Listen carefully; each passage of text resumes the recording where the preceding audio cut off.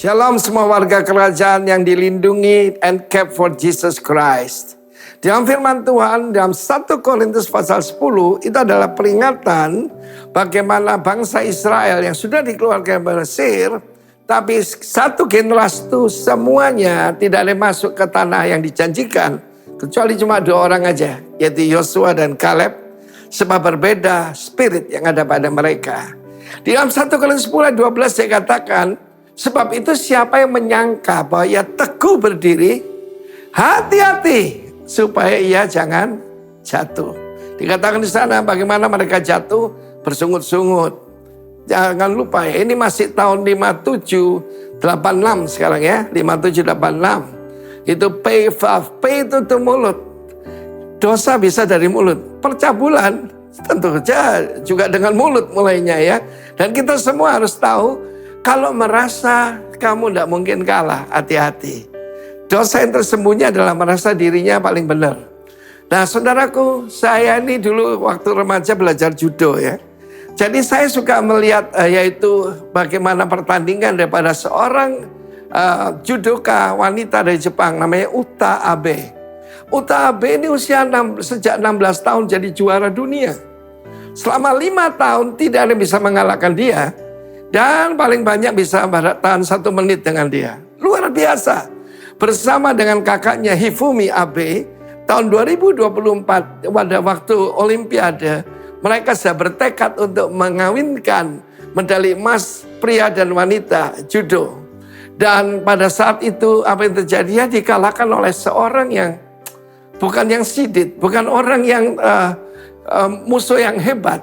Yang bahkan yang masih baru dari Uzbekistan. Dan pada saat itu dia menangis dan dia menangis. Kenapa? Dianggap enteng. Kalau saudara lihat latihannya Uta Abe, laki-laki aja nggak latihan seperti itu. Wah, luar biasa. Tapi ada satu hal, menganggap enteng musuh, merasa diri pasti menang. Itu sesuatu yang berbahaya sekali. Karena itu setiap daripada kita harus ingat, roh itu penurut, tapi daging ini lemah. Kalian saudaraku, firman Tuhan berkatalah, pray, berdoalah dan berjaga-jagalah. Siaga dan waspada. Karena itu saya belajar sesuatu dari kejadian ini. Apa yang terjadi? Dia tidak terus menangis, dia bangkit. Dan 2025 dia memenangkan kejuaraan dunia. Ya, dia menangkan kejuaraan dunia, dia bangkit saudaraku. Dan dia mengalahkan yang juara Olimpiade. Itu yang mengalahkan juga lawannya.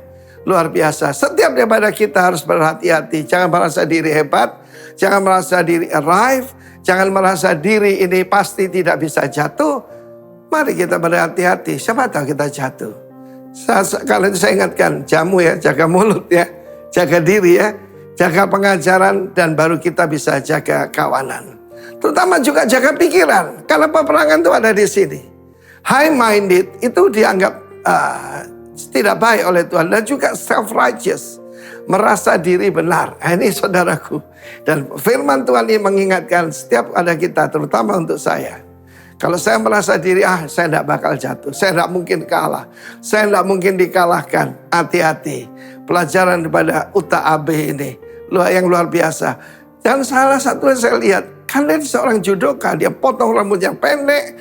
Tetapi yang lebih daripada itu, dia masuk dalam dunia fashion.